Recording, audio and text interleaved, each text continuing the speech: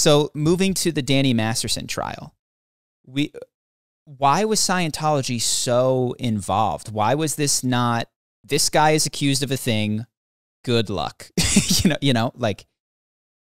Okay, there's a few reasons. And step back if you can, because Danny Masterson played Hyde on that 70s show. And if you can, just give a little bit of background about what he's accused of and convicted of at this point. That's right. So Danny Masterson, the actor, that 70s show, he was also on The Ranch with Ashton Kutcher for a little while on Netflix, but everyone knows him from that 70s show. He was tried for 3 counts of forcible. The 3 women he was charged with drugging and were all Scientologists at the time that he drugged them and them. There are, in fact, well over 10 women who have come forward and said that they have been drugged and or by Danny Masterson. There are people in the United States, in Canada, in California, in New York, in Florida. Like, this was clearly a long-term thing that Danny was doing. Out of all the women who came forward, he was charged with 3 of them. He was convicted for 2 of them.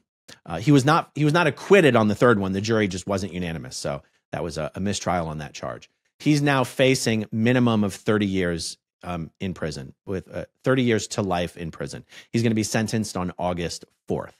So the main reason Scientology was introduced into this case was to explain why the women had not come forward to the police sooner. It was necessary. And that wouldn't even have actually come up if the defense hadn't tried to use the fact that so much time had transpired. If the defense hadn't tried to use that fact to discredit the victims. Understood. They were supposed to, the defense team had told the judge that they were planning on just making an argument about consent. They weren't actually trying to challenge whether this stuff occurred at all. And they were trying to use the fact that the women had taken so long to come forward to imply that these events never even occurred. And the judge said, if you're going to try to impeach their credibility with that argument, then I'm going to let the evidence be introduced about why Scientology was the reason these women didn't come forward. And you opened the door to that in the first trial. So that's why the first trial, that Scientology evidence wasn't admitted. The second trial, all that Scientology evidence was introduced for the first time because the defense had opened the door. And was Danny Masterson, or what did the organization of Scientology, quote unquote, protect him, provide legal counsel, lawyers, that sort of stuff? Or were they hands off? So to the best of my knowledge, the church did not pay for his attorneys or provide the attorneys, to the best of my knowledge. But Scientology, like, it is against Scientology's rules to ever report a Scientologist to the authorities for any reason whatsoever. It doesn't matter if your own child was abused by a Scientologist. You're not allowed to involve the police. There's another thing in Scientology where, well, we already spoke about it. Everything is essentially, you are the cause of essentially everything that happens to you. So there's not this culture in Scientology of coming forward and, making false complaints about somebody doing something to you. Because all you're really doing is making yourself look like an idiot. Because Scientology is just going to come back to you and go, well, what did you do to cause this? Like, there's no social capital. There's nothing to be gained in Scientology by coming forward and making up things about some horrible stuff that was done to you. Because Scientology is going to investigate you as much as they investigate the person you're accusing. Okay.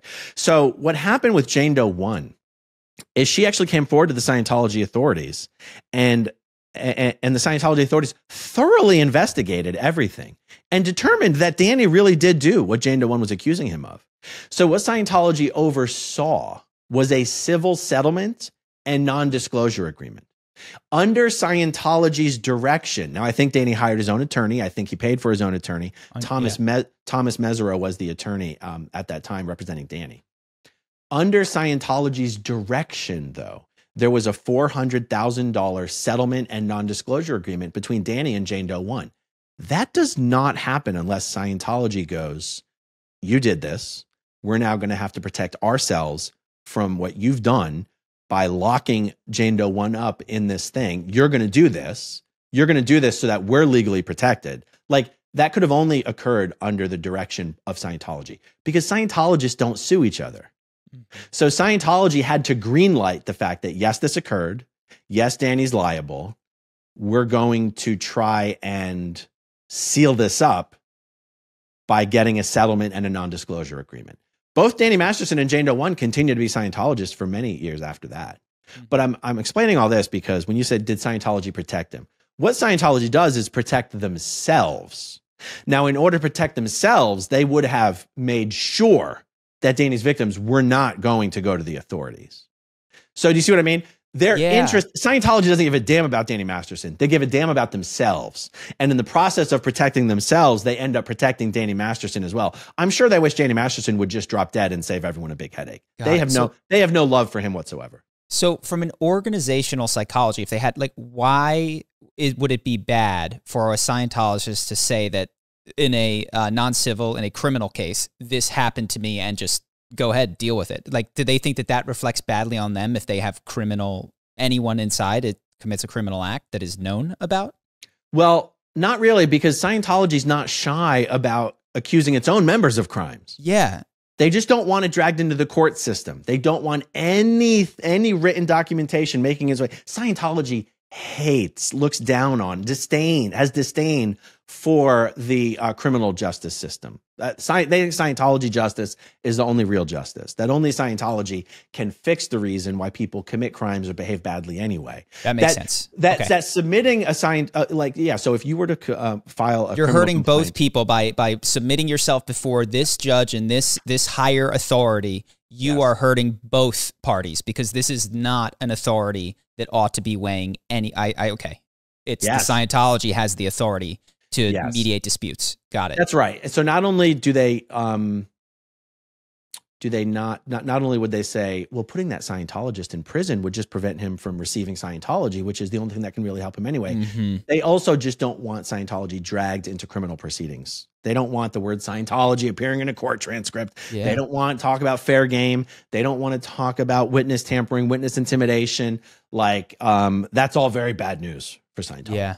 Yeah. If and that is consistent if you believe that, like, look, we have the one true understanding and this is just a state government that is going to rise and fall and we're trillions of years old and we'll deal with this. Don't worry. Right. We don't need to worry about that kind of small stuff.